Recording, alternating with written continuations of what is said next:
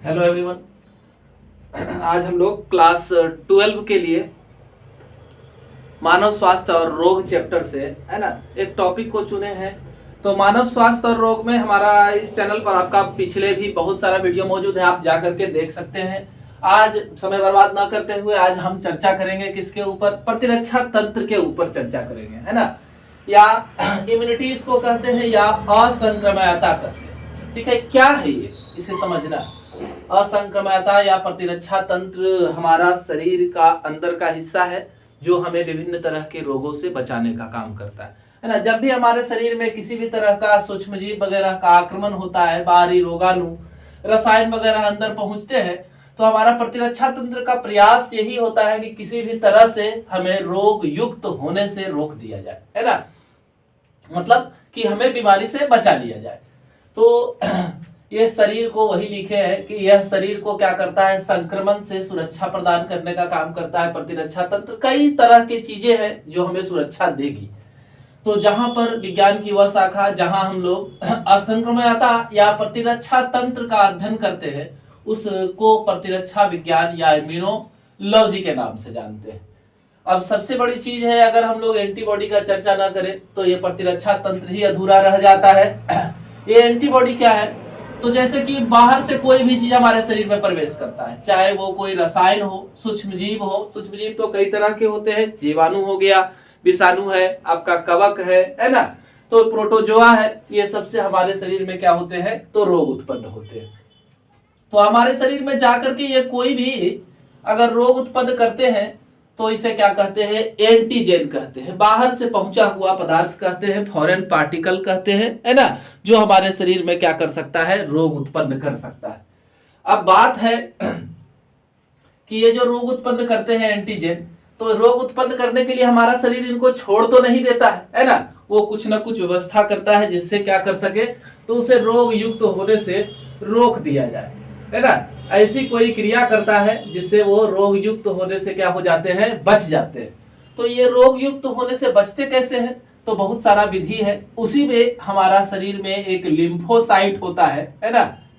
कौन है ये, तो लिम्फोसाइट हमारा श्वेत रक्त कोशिका का एक प्रकार है ना, और वो भी अकणयुक्त श्वेत रक्त कोशिका का प्रकार है, और वही एक रसायन का निर्माण करता है जिसे क्या कहते हैं, एंटीबॉडी कहते हैं। अब ये एंटीबॉडी क्या होता है, विशिष्ट होता है। विशिष्ट का अर्थ यहाँ किससे है, तो यह खास तरह के रोगाणुओं के को पहचानने की क्षमता रखता है ना, और अलग अलग रोगाणुओं के लिए हमारे शरीर में जो है वो अलग अलग एंटीबॉडी का क्या होता है, निर्माण होता है। ठीक है, तो अलग अलग रोग जनक को नष्ट करने के लिए अलग अलग एंटीबॉडी होते हैं और उसे नष्ट करते हैं। वो इनमें एक कैसा काम करता है एंटीबॉडी एंटीजेन के ऊपर, है ना, यानी कि रोगाणु के ऊपर। तो सबसे पहले इनके में लॉक और की हाइपोथेसिस, है ना, ताले चाबी की परिकल्पना से आप समझे कि जिस तरह से प्रत्येक चाबी के लिए हमारे पास क्या होता है, खास तरह का ताला होता है, या हर एक ताले के लिए खास तरह की चाबी होती है, उसी तरह से हमारे शरीर में भी हर एक पैथोजेन के लिए, रोग जनक के लिए एक अलग से क्या होता है, एंटीबॉडी होता है। पहले तो एंटीबॉडी बनता सब एक ही प्रकार का है, लेकिन धीरे धीरे उनमें विशिष्टता आती है, बहुत सारे अंगों के द्वारा ये किया जाता है। तो हम लोग समझे कि एंटीबॉडी की कोशिश होती है कि हमें रोग युक्त होने से रोका जाए। इसके अलावा भी हमारे शरीर में और भी सुरक्षात्मक पहलू है जो हमें रोग युक्त होने से रोकते हैं। तो हमारे पूरे प्रतिरक्षा तंत्र को क्या कर दिया गया है, दो भाग में बांटा गया है। पहला एक अंतर्जात है और दूसरा क्या है, अनुकूली है। दोनों में क्या अंतर है, अनुकूली हम इस वातावरण में रहते हुए रोगाणुओं को पहचान करके जो हमारे अंदर विशिष्टता पैदा होती है ना, यानी एंटीबॉडी का जो निर्माण हो रहा है वो आपका किस में आ जाएगा, अनुकूली में आ जाएगा, है ना। एक्वायर्ड जिसको कहते हैं, एक्वायर्ड इम्यूनिटी कहते हैं, और यहाँ पर अंतर्जात जिसको इन्नेट इम्यूनिटी कहते हैं, है ना, क्या कहते हैं इसे, इन्नेट इम्यूनिटी कहते हैं। तो ये क्या है, ये हमारे शरीर में पैदा होने के साथ ही मौजूद होता है ना, और इसका काम है रोगाणु को अंदर प्रवेश करने से रोकना एक तरह से। तो सबसे पहला कोई भी कारक हो, है ना, वही लिखे हैं, शरीर के अंदर बाहरी कारक को ये प्रवेश करने से रोक देता है जो हमें रोगजनक बना सकते हैं। तो इसके लिए अंतर्जात इम्यूनिटी में हमारा अंतर्जात प्रतिरक्षा तंत्र में 4 ठो आता है क्या, रोधिका यानी बैरियर, रुकावट, है ना, जिसके द्वारा हम रुकते हैं बीमार होने से। तो इसमें पहला जो है आपका शरीर क्रियात्मक रोधिका है ना, और इसे क्या कहते हैं, फिजियोलॉजिकल बैरियर कहा जाता है। तो हमारा शरीर क्रियात्मक रोधिका में कौन कौन आता है, हमारे शरीर का जितना सारा श्रवण है ना वही आ जाता है शरीर क्रियात्मक रोधिका में, फिजियोलॉजिकल बैरियर में। जैसे हमारा अमाशय है, तो अमाशय हम लोग गए बाजार गए तो अंगूर उठाए, कैसे किलो अंगूर है ना, 2 अंगूर मुंह में, तो इस तरह से जो होता है तो वो तो पैथोजेन से भरा हुआ था, हमारे शरीर के अंदर गया, हमारा हाइड्रोक्लोरिक अम्ल जो है स्रावित हुआ और उसने क्या किया, सारा पैथोजेन को मार दिया। तो ये जो है एक HCl हो गया, आपके नाक में खुला हुआ हिस्सा है ना, तो इसमें म्यूकस का आवरण जो होता है वो क्या करता है, तो रोगाणुओं को अपने में चिपका करके अंदर प्रवेश करने से रोकता है। हमारे शरीर का एक निश्चित तापमान होता है ना, जो सभी तरह के रोगाणुओं को वृद्धि होने से रोक देता है ना। हमारे शरीर का पीएच है ना, पीएच जानते हैं, अम्लता, क्षारीयता या उदासीनता को बताने वाला पैमाना। तो ये सबको ये क्या करता है, रोकने का काम करता है हमारा शरीर क्रियात्मक रोधिका, है ना। इसी तरह से एक और चीज हमारे शरीर में होता है, जैसे ही हमारे शरीर में किसी विषाणु का संक्रमण होता है ना, वायरस हमारे शरीर के अंदर अटैक करते हैं, तो कोशिका जिस पर ये अटैक करते हैं वो तो पूरी तरह से क्या हो गया, संक्रमित हो गया। तो संक्रमित हो जाने के बाद जो है उसका प्रयास क्या होता है ना, और हमारा प्रयास हर समय क्या होता है ना, तो इसका प्रयास होता है कि अगल बगल वाला कोशिका जो है वो संक्रमित ना हो, है ना, सहयोग की भावना को रखता है। तो ये इंटरफेरॉन नामक रसायन का स्राव करता है जो कोशिका संक्रमित हो गई किससे, विषाणु से।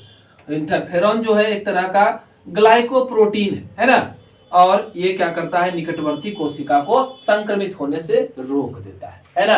तो ये पहला रोधिका आपका था शरीर क्रियात्मक रोधिका। अब दूसरा है शारीरिक रोधिका, जिसको फिजिकल या एनाटॉमिकल बैरियर कहते हैं, है ना। तो इसमें आपका 2 आता है, एक त्वचा है और दूसरा क्या है, म्यूकस मेम्ब्रेन है। तो हम देखते हैं कि हमारा त्वचा क्या करता है, बताना क्या है, कहीं भी कट छट होता है तुरंत हम लोग एंटीसेप्टिक क्रीम का सहारा लेते हैं कि नहीं भाई यहाँ से जो है रोगाणु हमारे शरीर में प्रवेश कर सकता है, तो यहाँ पर भाई एंटीसेप्टिक क्रीम को लगा दिया जाए जिससे रोगाणु हमारे शरीर में प्रवेश नहीं करेगा, है ना। तो त्वचा का काम हो गया किसी भी तरह के चीज को, रोगाणु को, रोगजनक को अंदर जाने से रोक देना। दूसरा म्यूकस मेम्ब्रेन है, वो भी चिपका करके आपका क्या कर लिया, रोक लिया। इसके अलावा दूसरा जो है अगला तीसरा आपका फैगोसाइटिक रोधिका है ना। तो ये क्या है, इसकी क्षमता होती है कि जो भी भाई आ गया है अब तो उसको छोड़ना नहीं है ना, किसी तरह से मार देने का प्रयास करना। अब नहीं मार पाया तब तो आप बीमार होइएगा ही, है ना, लेकिन अगर मारने में सक्षम हो गया फैगोसाइटिक रोधिका तो वह जो है रोगजनक नष्ट हो जाएगा, हम बीमारी से बच जाएंगे। तो इसमें आपका न्यूट्रोफिल आता है। जितने सारे फैगोसाइटिक रोधिका जो है वो क्या है, अनियमित आकार की कोशिका होती है, ये सूक्ष्मजीव को निगल करके, है ना, उसे नष्ट करने का प्रयास करती है और हमें बीमारी से बचाती है। कुछ तो आपका न्यूट्रोफिल जो है फैगोसाइटिक प्रकृति का ही होता है, न्यूट्रोफिल, है ना, वो इसको नष्ट करेगा। इसके अलावा मोनोसाइट जो है हमारे WBC की कोशिका है ये, है ना, और ये परिवर्तित होकर के माइक्रोफेज बनाता है जो इनको निगलने का काम करता है। इसके अलावा हमारे शरीर में एक और रोधिका है, इतना प्रयास करने के बावजूद भी जो है वो सूक्ष्मजीव जो है आपके शरीर में पहुंच गया है, अब उससे आपको बचाना है। तो उससे बचाने के लिए क्या है, एक ज्वलनशील रोधिका है। मान लीजिए चोट लगा, आघात लगा, कुछ भी हुआ, उत्तक को हम लोग क्या देखते हैं, फूल जाता है, लाल हो जाता है, वहां दर्द होता है, उस समय तापमान काफी उच्च हो जाता है ना। ये सब किसके वजह से होता है, तो हिस्टामिन और सेरोटोनिन का स्राव होता है। हिस्टामिन का स्राव मास्ट कोशिका करते हैं, और ये क्या होता है कि वहां पर लाल इसलिए हो गया क्योंकि वहां के रक्त केशिकाओं को ये पूरी तरह से फैला देता है, रक्त की सप्लाई को बढ़ा देता है। कोशिश होती है कि ये कोशिका मरने से बच जाए, है ना। तो रक्त सप्लाई को, ऊर्जा के लेवल को वहां बढ़ाने का प्रयास किया जाता है। अगर डैमेज हो गया तो वो फूल जाता है ना, वहां दर्द होता है, वहां का तापमान जो है उच्च हो जाता है, ये सब है ना। और यहाँ पर भी क्या होगा, फैगोसाइटिक कोशिका जो है पहुंचेगी, सूक्ष्मजीव को नष्ट करने का प्रयास करेगी, या जो नष्ट हो चुका है उसको खा पी के खत्म करेगी। एक और है आपका नेचुरल किलर सेल, है ना, ये भी क्या करता है, संक्रमित कोशिका को या ट्यूमर को क्या करता है, नष्ट करने का प्रयास करता है। तो आज हम लोगों ने देखा क्या, तो आज हम लोगों ने समझा कि अंतर्जात इम्यूनिटी क्या है, अगर वीडियो पसंद आए लाइक जरूर करेंगे, चैनल से जुड़ेंगे, सब्सक्राइब करेंगे इसे, जिससे आपको लगातार हमारे चैनल के नए नए वीडियो नोटिफिकेशन के साथ मिलते रहे। धन्यवाद।